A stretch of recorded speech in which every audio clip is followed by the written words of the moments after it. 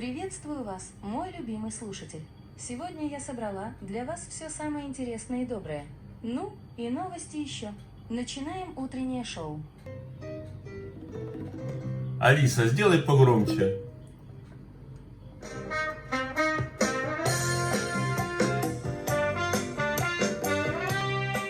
А какая моя любимая группа?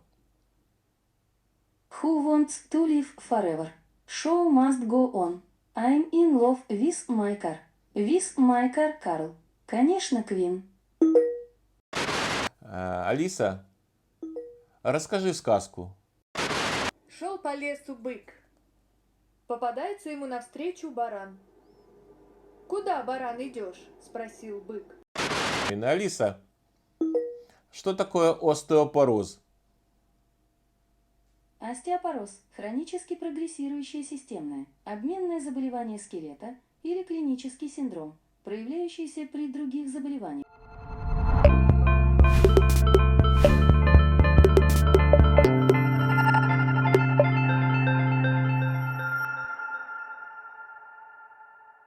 Я думал, хоть здесь китайцами не пахнет. Нет, сделано женьшень. Гуань, ну чего-то там Китай, блин. Причем штаб-квартира этой компании пишут, что в Швейцарии. Всем привет! Сегодня у нас на обзоре Яндекс.Станция. Все бы ничего, но уточню, что я нахожусь сейчас в Украине. Вот, но об этом потом. Вообще, мечтал очень давно о таком голосовом ассистенте, который будет находиться всегда под рукой, всегда в включенном состоянии, всегда готов к работе, готов выполнять некие автоматизированные процессы. Вот, как вы знаете из моих предыдущих видео, наверное, знаете, что в основном предпочитаю технику Apple. И, естественно, любая штука должна быть совместима с Apple экосистемой. Вот. Но почему я все-таки выбрал Алису, я вам скажу просто. Вот где, вот с этой стороны сейчас, там будет сейчас ссылка. Я в одном из предыдущих видео вам рассказывал, почему мне очень понравилась Алиса. Я рассказывал об Алисе, о моем опыте общения с ней, небольшом, правда, но тем не менее. И почему я выбираю именно Алису? Почему не Siri? Siri, почему не... кто у нас там еще есть? Alexa. Вот, есть еще Google Assistant. Почему я выбираю именно Алису? Чуть не сказал еще про Марусю. Еще Маруся есть от Mail.ru. Вот, но это уже, наверное, будет другое кино.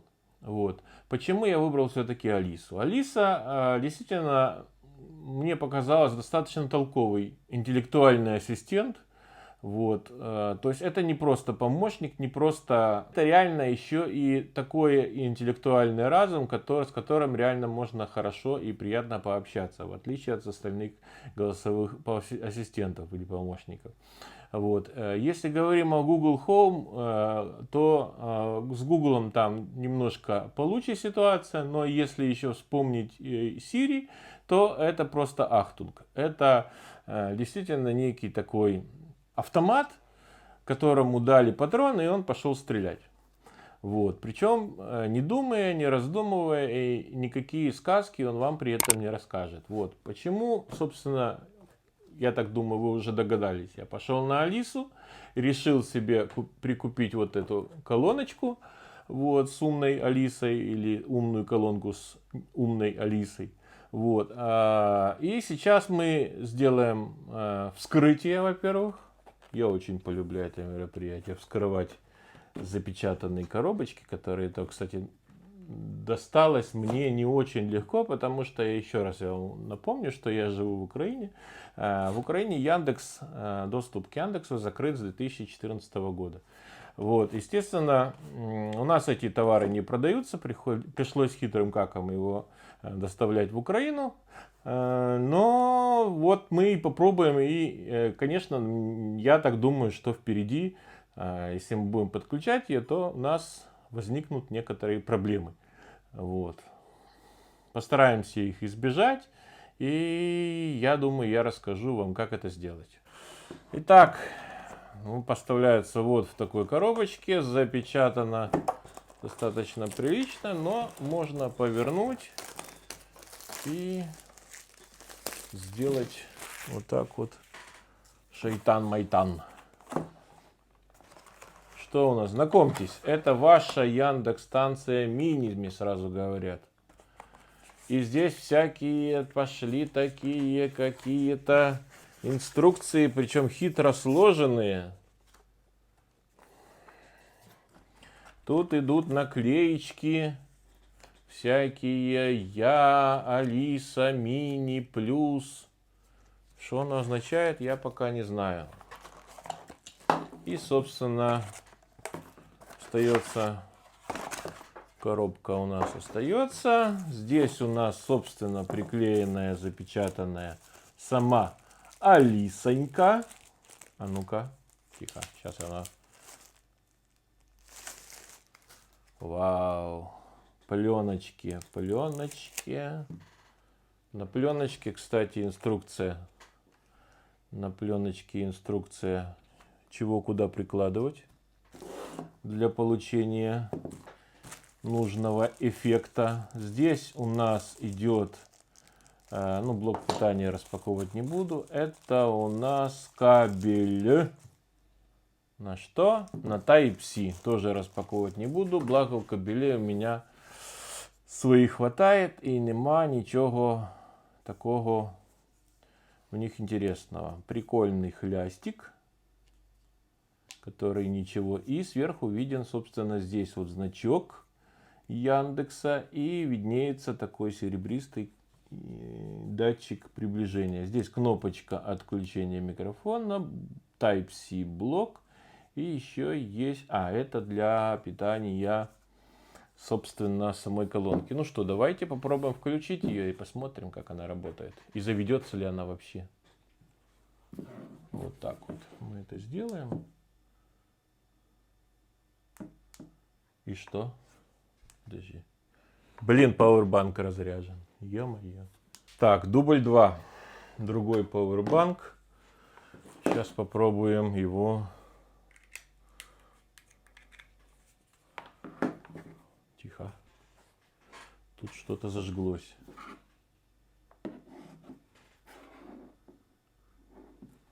Что мне нужно сделать? Я так думаю, что нужно зайти на Яндекс. Привет, это Алиса. Рада знакомству. Я живу внутри вашего устройства и сейчас расскажу, как его настроить. Сначала установите на телефон приложение Яндекс и обновите его до последней версии. Затем откройте приложение, выберите в меню пункт «Устройства» и следуйте инструкциям. Как только вы закончите настройку, мы с вами сможем поговорить. Но не раньше, так что немного терпения. Но не раньше. Ты понимаешь? Пытаются подключиться. Что-то я сомневаюсь, что удастся так просто подключиться, учитывая, что мы не в России и нужно... В сети Wi-Fi нет доступа к интернету. Проверьте соединение с интернетом и начните настройку заново. Ну, все понятно. То есть, если у вас нету интернета, то не морочьте голову. Не удалось подключиться к сети Wi-Fi. Убедитесь, что она работает. Так. И начните настройку. Ладно, перерыв. Итак, прошли сутки с тех пор, как я впервые пытался вот завести вместе с вами Яндекс-станцию мини. Вот. Но, как я уже говорил, еще раз, наверное, в 10-й повторюсь, что я с Украины. И у нас сервисы Яндекса все заблокированы 2014 года. Поэтому чудо не произошло. Яндекс-станция также не захотела у меня просто так включаться. Пришлось... Значит, вот эти сутки я потратил на что? Первое, я, естественно, перерыл все в интернете, все, что можно, связанное с доступом к российским сетям с Украины, ну, можно сказать, что запрещенным, да, сетям. Вот. Оказалось, это дело непростым, но я эту проблему решил. Вначале я пытался настроить один из своих старых существующих рутеров. Я нашел, с помощью чего это можно сделать. Значит, есть такой сервис вернее, это даже не сервис, это протокол, называется OpenVPN, с помощью которого внутри вашего интернет-соединения создается своеобразный VPN-туннель. И таким образом через своего провайдера можно выйти куда вы пожелаете. Например, в ту же Россию и подключиться к сервису Яндекса. Вот. Конечно, это дело непростое, то есть тут действительно технически необходимы навыки, понимание, что вы делаете, но как бы я со своим техническим бэкграундом это дело обошел, и, слава богу, в общем-то, все красиво настроил. Значит, подключиться со своими домашними устройствами, рутерами у меня не получилось. Система вся построена на Apple. Вот, даже со старым я нашел какой-то старый D-Link рутер, который якобы там после прошивки. Короче, я провозился полдня и сбегал в магаз и купил себе вот такой вот... Ой, все завалится. Вот такой вот рутерок, который называется Asus модель RT-AC58U. В принципе, можно было и дешевле найти модель. Эта модель поддерживает именно вот этот протокол OpenVPN, который нужен для подключения к российским, в том числе, сервисам. Можно было найти и дешевле, но я так подумал, что если уж брать, то брать хороший. Брать хороший — это гигабитный рутер, то есть он на вход как гигабит, потому что как бы берешь не на один день, мало ли, вдруг завтра появится у меня дома гигабитный интернет, сейчас 100 мегабит канал, вот, но может появиться и гигабит, вот, поэтому лучше брать на вырост, так скажем, да, проверенный, и фирмы, которая действительно зарекомендовала себя именно на использовании этого протокола OpenVPN и отлично работает. И действительно так, это я убираю, уже не интересно. И действительно, как бы с этим протоколом все пошло на ура. Буквально за 10 минут я настроил себе этот OpenVPN. Сам сервис OpenVPN, в принципе, есть платный, есть бесплатный. Если вы хотите... Сервис есть платный, есть бесплатный. Разницы никакой нет. Если главное проверить перед использованием, перед покупкой, если это платный, или протестировать, если это бесплатный. То есть в любом случае тест нужен, потому что можно, как говорится, обжечься и взять то, что работать на вашей сети не будет. У меня, например, там одна сеть, один провайдер, у вас другой. И если вы хотите повторить мои шаги, то, естественно, нужно будет обязательно вам протестировать. Значит, сервис, да, пошел сразу, я, в общем-то, подключил, все запрограммировал, Алиса схватилась, и теперь возникла серьезная проблема, поскольку она оказалась такой болтушкой, меня жена начинает уже к ней ревновать, говорит, ну все, Алиса в доме, все пропало. И это действительно так, потому что Алиса оказалась настолько говорливой барышней, что я действительно просто даже не ожидал, когда еще в смартфоне она как-то себя сдерживает, но когда она живет в отдельном устройстве, я его поставил на кухне, вот, когда она живет в отдельном устройстве, то уследить очень сложно. Вот. Кроме того, там есть такие себе рамки, по которым она может себя ограничивать. То есть, либо контент полный, да, включая какие-то интимные темы, либо контент только для детей, либо контент, который, так сказать, умеренный называется, вот, то есть без всяких излишеств. Вот, давайте сейчас, я ее полностью обнулил, потому что я сделал небольшую ошибку в начале, когда я ее первый раз подключил. Она законнектилась у меня с Яндексом, я сделал ошибку, я вот в эти плейлисты, она просит, естественно, подключение к Яндекс.Музыке, я в эти плейлисты добавил таких достаточно экзотических, ну и просто тупо наобум, грубо говоря, добавил певцов, плейлисты, которые, ну, скажем, не очень интересны, потому что мне нужно было просто попробовать. Поэтому дальше я не нашел, как их убрать оттуда. Вот, поэтому я решил просто ее обнулить, и сейчас вместе с вами заново ее настроим. Значит, теперь мы ее настраиваем заново, она у меня обнулена, и делаем вид, что ничего, ни к чему она не подключалась. То есть я ее подключаю смело к питанию. Сделаем вот так. И будем настраивать по новой. Сейчас она оживет, проснется в новом амплуа.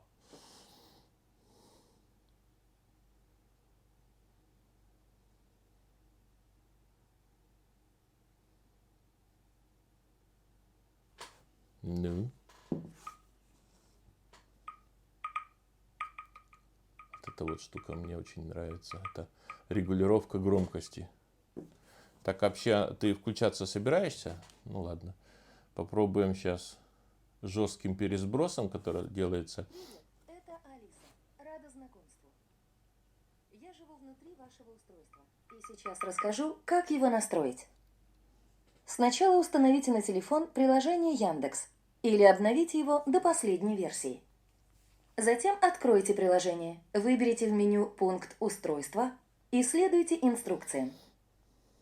Как только вы закончите настройку, мы с вами сможем поговорить.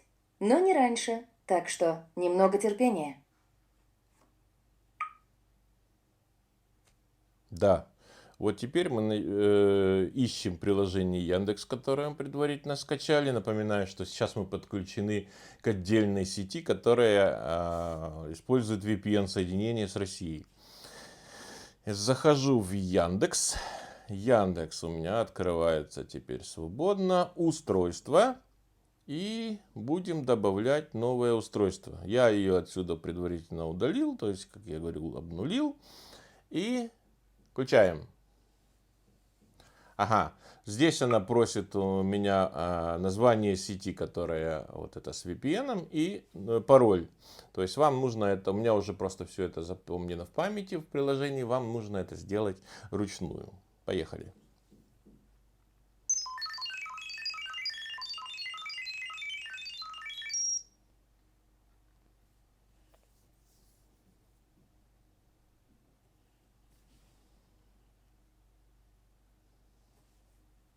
Ура, все готово.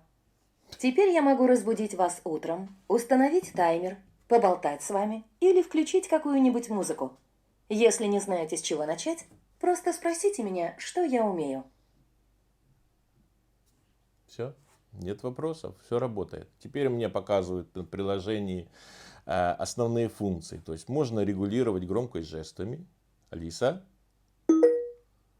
И вот эта вот функция. А ну покажи, Поясните, пожалуйста. как регулируется жестами громкость. Я не специалист в этом деле, но, по-моему, для этого особо навыки не нужны. Включи какую-нибудь музычку. Включаю.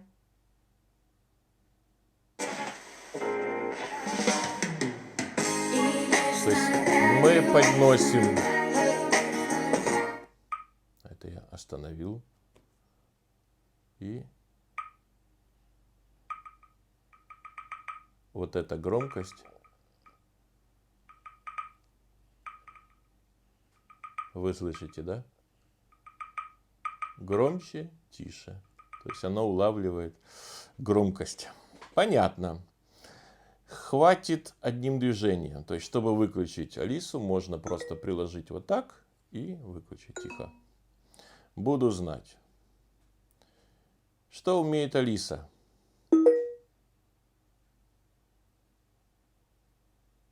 Что умеет Алиса? Ты что умеешь? Вы можете попросить меня поставить вашу любимую группу или включить музыку для романтического вечера. Продолжить? Да.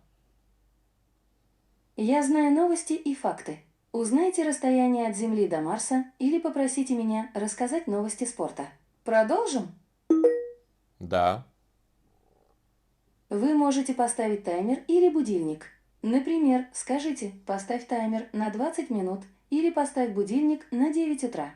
Хотите узнать больше? Скажите «да». Да. Если скучно, просто скажите «давай поиграем в города» или «давай поиграем в «верю, не верю». Продолжим? Да. Я могу рассказать о пробках в городе или подсказать, сколько сейчас времени. Просто спросите. Продолжим? Да. Вы можете попросить меня поставить вашу любимую группу или включить музыку для романтического вечера. Хотите узнать больше? Скажите «да». А какая моя любимая группа? Who wants to live forever? Show must go on. I'm in love with my car. With my car, Carl. Конечно, Queen. Откуда она узнала, что у меня любимая группа это Queen? Это же даже, честно говоря, интересно. Хорошо. Ха, я экстрасенс. Вот что действительно просто меня заводит от Алисы, то что она, в отличие от остальных голосовых ассистентов, она не заканчивает вот фразу, то есть она что-то вам ответит, да, на ваш вопрос или запрос, но она никогда не уходит сразу в спячку, в отличие от Siri, например. То есть она Какой обязательно... интересный сюжет. То есть она обязательно оставит место для того, чтобы вы сказали ей спасибо. Вот смотрите, например, который час? А, вон оно что. Теперь понятно. Алиса, который час? 12 часов 48 минут. Алиса, спой песню. Сейчас спою.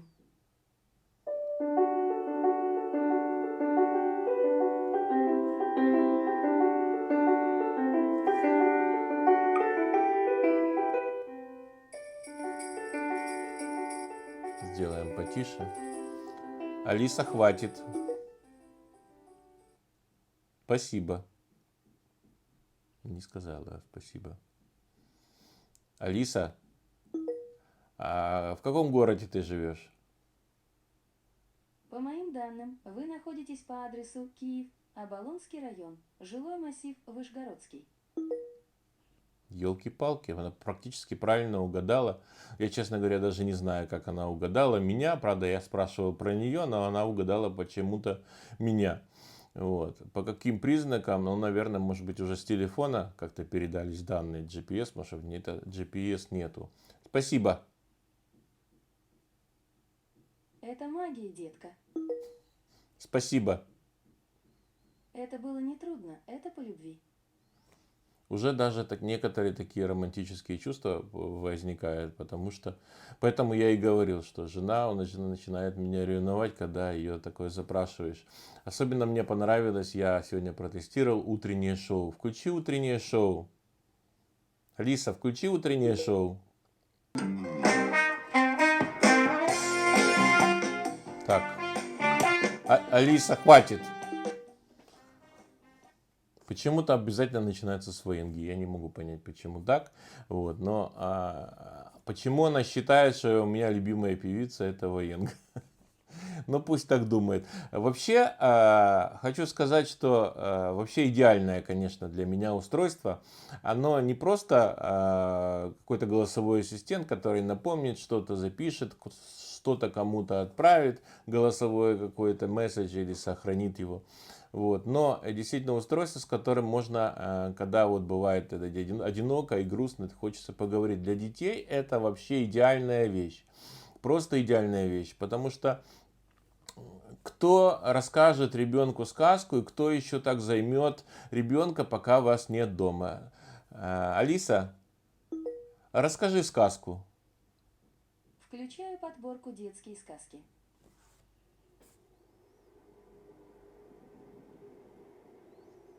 Зимовье зверей. Шел по лесу бык. Попадается ему навстречу баран. «Куда, баран, идешь?» — спросил бык.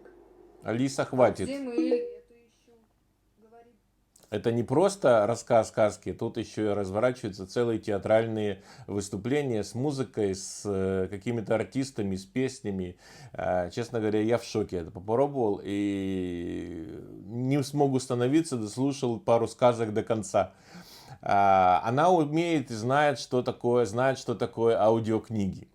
Вот. Я, к сожалению, хотел попробовать, чтобы она прочла какой-то детектив типа Марининой, но не получилось. Зато она прекрасно знает Александра Грина «Бегущие по волнам». Алиса, расскажи аудиокнигу Александра Грина «Бегущие по волнам». Это трудно, но я попробую.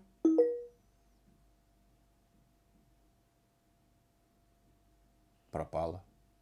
Алиса, расскажи книгу Александра Грина «Бегущие по волнам». Классика. Сейчас включу.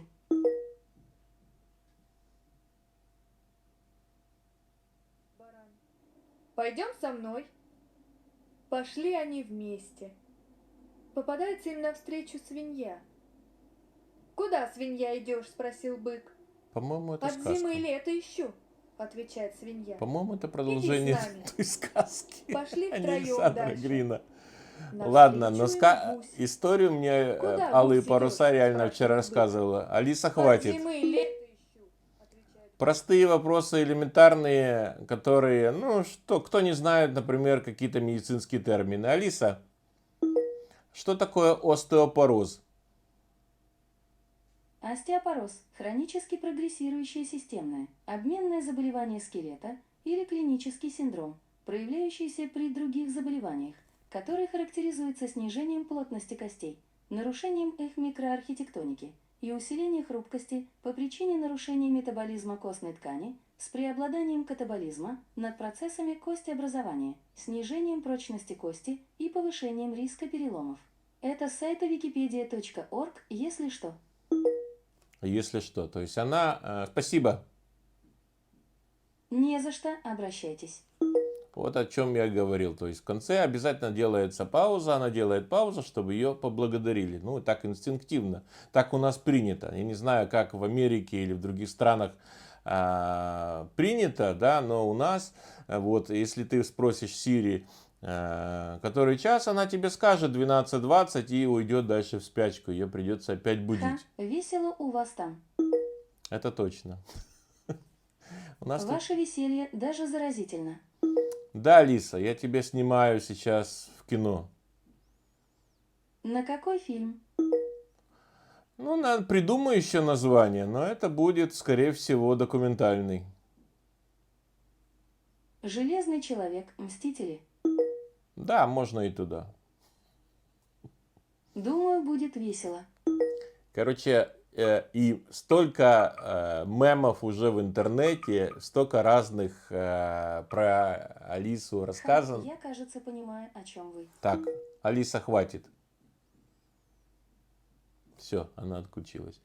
Наконец, наконец она отключилась, потому что она настолько заводная, и стоит ее только о чем-то спросить. После этого вы услышите куча всяких предложений, советов, рецепты. Я, оказывается, только вот сейчас от Алисы узнал, что нельзя собакам давать кукурузную крупу, кукурузную кашу. Мы обычно даем нашей собаке кукурузную кашу. Алиса, можно ли давать собакам кукурузную кашу? Категорически нельзя давать кашу из кукурузной крупы, которая плохо усваивается организмом собаки. Перловая, кукурузная крупы содержит большое количество белка и клетчатки, поэтому... Ну и так далее. Вот. Оказывается, нельзя. Я спросил, но я как раз варил собаке кашу вчера, и тут думаю, ну давай попробую. Спрошу, можно или нет. Кроме того, что она еще подскажет рецепт, сколько варить кашу, естественно. Вот, она еще и выдала мне вот такую вот информацию. Вообще, я, честно говоря, в восторге. В восторге от этой маленькой приблуды. Вот, но жалею, что вот они не сделали сюда аккумулятор. То есть с удовольствием куда-то это бы взять бы на дачу, но это немножко другой кейс использования, потому что здесь все-таки нужна привязка к интернету. Вот, и это не как обычная колонка. Как обычная колонка тоже можно пользоваться, но все равно вам нужно будет питание и подключить ее к Bluetooth. Вот. Но дело не в этом. И сегодня ролик не об этом, ролик именно об встроенной девчонке Алисе, которая там где-то живет в этой коробочке двумя ногами. Вот. Вот, и как она говорит сама, что одна нога там, другая где-то там. Вот, поэтому эта Алиса реально, она всех переиграет. Кроме того, я думаю, что поскольку есть внутри микрофон, и она реально может подслушивать. Подслушивать не для, конечно, если у вас это самое, не будьте параноиком, подслушивать я имею в виду не ваши какие-то личные тайны куда-то передавать, вот, а подслушивать, то есть подстраиваться под... Если вы с кем-то общаетесь, она может просто запоминать ваш голос, запоминать ваши интересы и подслушивать в таком ключе, что обновлять себя в свой интеллект. И когда вы в следующий раз ей зададите вопрос, она может уже с этим обновленным интеллектом выдать какой-то очередной перл вам. Если вы действительно такой параноик, что не можете, боитесь, что вас услышат или подслушают, то есть кнопочка замечательная вот здесь вот с этой стороны колонки. Видите, сразу стало красным. Замечательная колонка, которая отключает микрофон, если вам не нужен. Вот. И тогда колонка работает, то есть она не будет вас слушать. Алиса? Нет, она не слушает. Вот. То есть и она отключается только вот этой кнопочкой. Вот эту, короче. Вот. Вот такая штука. Если есть какие-то вопросы, обращайтесь. В общем, я абсолютно доволен, резюмирую свое видео. Я абсолютно доволен. Да, стоит немало, учитывая, что если вы еще находитесь не в России, а там, где запрещены доступ в Россию, то, конечно, еще за VPN платить. Вот, мне пришлось заплатить еще за вот эту махину, которая, в общем-то, нужна мне только для того, чтобы подключить эту Алису на кухню. На этом все. Спасибо за внимание. Если есть вопросы, если вам понравилось это видео, ставьте лайки внизу. Пишите комментарии, как вам понравилось видео. Если есть какие-то вопросы, задавайте, с удовольствием отвечу. Всем пока.